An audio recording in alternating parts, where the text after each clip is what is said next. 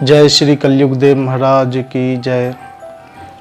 आज आप लोग के बीच में श्री कलयुग महापुराण अध्याय लेकर के आए हैं और आज हम लोग जो है इस विषय को जानेंगे कि किस प्रकार श्री कलयुग देव जी महाराज का जो है राज आया था, कैसे आगमन हुआ श्री कलयुग देव का।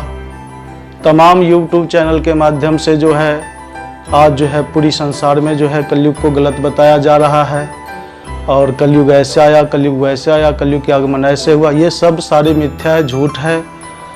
सच्ची कहानी जानने के लिए आप जो है श्री कलयुग महापुराण अध्याय देखते रहें और मनन करें, चिंतन करें, जिससे कि आपके घर में सुख शांति आए और कलयुग देव की कृपा आप लोगों पे बनी रहे।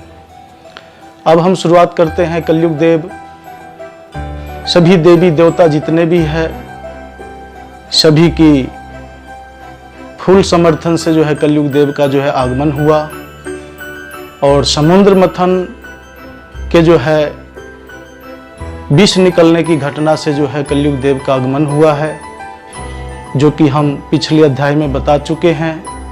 अब अध्याय आगे की है। कलयुग देव कि जब सभी देवी देवता आदि ने वचन दे दिया कि ठीक है कलयुग देव आप इस विष को जो है धारण कीजिए और आपका भी एक युग आएगा, हम सभी वचन देते हैं। तो कलयुग देव ने कहा कि ठीक है, आप लोग की बात बिल्कुल सत्य है और हम मानते हैं, लेकिन आप लोग देवी देवता बड़े ही चतुर और चालाक होते हैं और इस पूरे सृष्टि में जो है सभी देवी देवताओं के अपने अपने उनके अनुयायी भक्त हैं जो दिन रात उनके जो है चिंतन में, तपस्या में लगे रहते हैं और जिस कारण जो है आप लोग जो है प्रकट होकर के जो है प्रसन्न होकर के जो है उनकी भक्ति भाव से और कहते हो तथास्तु, मांगिए क्या मांगते हो मैं आपसे प्रसन्न हूँ, तो आप लोग उस टाइम दे देते हो। क्योंकि जब मैं राजा आप लोगों ने घोषित किया और जब मेरे राज्य काल होगी तो उस टाइम जो है अगर आप देवी देवता कुछ उनको दोगे, प्रकट होकर के देते हो, प्रसन्न होकर के देते हो, तो फिर मेरा राजा रहने का जो है कोई महत्व नहीं रह जाता। इसलिए आप लोग सभी देवी देवता जितने भी हैं हमें यह संकल्प दें कि आप अपने भक्तों को बिना मेरे इजाज़त के कुछ भी नहीं देंगे, दिया जाएगा तो मेरे द्वारा दिया जाएगा।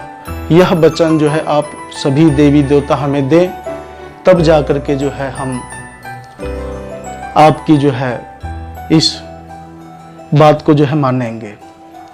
तो कलयुग देव की इस बात को सुनकर के बहुत ही विचलित हुए देवी देवता सभी जितने भी थे। उन्होंने कहा भाई ठीक है, हम आपकी इस मांग को जो है पूरा करते हैं और हम आप सभी देवी देवता जितने भी हैं सभी वचन देते हैं आपको कि हम अपने किसी भी अनुयायी को, किसी भी भक्त को अपने आप कुछ भी नहीं देंगे। ये संकल्प रहा, ये वचन हम देते हैं। उसी दिन से देखिए सतयुग, द्वापर और त्रेता युग में देवताओं को प्रकट होकर के भक्तों की तपस्या से प्रसन्न होकर के आकर के वरदान देने का, धन देने का, ये सब का जो है प्रमाण है। पर कलयुग में जब से कलयुग काल चला है तब से आप लोग देखिए किसी भी भक्त को जो है कितना भी बड़े भक्त हो, कोई भी देवी देवता आकर के प्रकट होकर कुछ दिया हो तो आप लोग देख सकते हैं, आप लोग के सामने में है। आप चाहे जितना गंगा नहा लो, पूजा पाठ कर लो, हवन करवा लो, जितनी धर्म कर्म कर लो, आपको जो है देवी देवता प्रकट होकर के कुछ नहीं दे सकते, न प्रकट होकर के आपको दर्शन दे सकते हैं। अगर आपको इस कर्म का जब तब का लाभ लेना है तो कलयुग देव के हिसाब से चलना पड़ेगा, प्रोजेक्ट बनाना पड़ेगा। ये कलयुग देव के जो है एक मतलब संकल्प का जो है ये प्रमाण है। तो कलयुग देव ने जो है ये संकल्प लिवा करके सभी देवी देवताओं से जो है इस बात को स्वीकार के विष का जो है विष जो है अपने अंदर धारण करने का। धारण करने के बाद जो है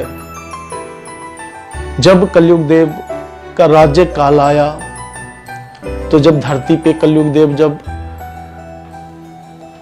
अपनी जो है भ्रमण करने लगे तो उन्होंने क्या देखा कि हर 3 कोस 4 कोस पे जो है एक राजा है और उन राजाओं की अपनी जो है सेना है, उनका अपना जो है सैनिक है, उनका अपना व्यवस्था है।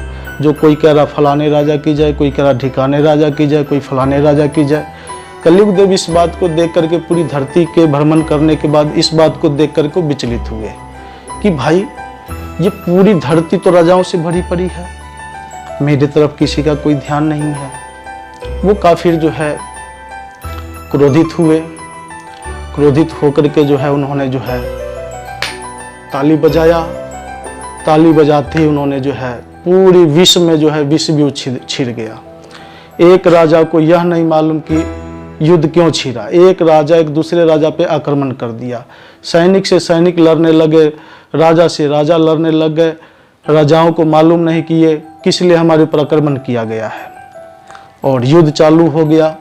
आप लोग के सामने में देखिए, इसी प्रकार जो है लड़ कट करके जो है राजा से राजा और सैनिक से सैनिक सभी जो है सृष्टि पर से जो है राजाओं की नाम निशान समाप्त हो गया।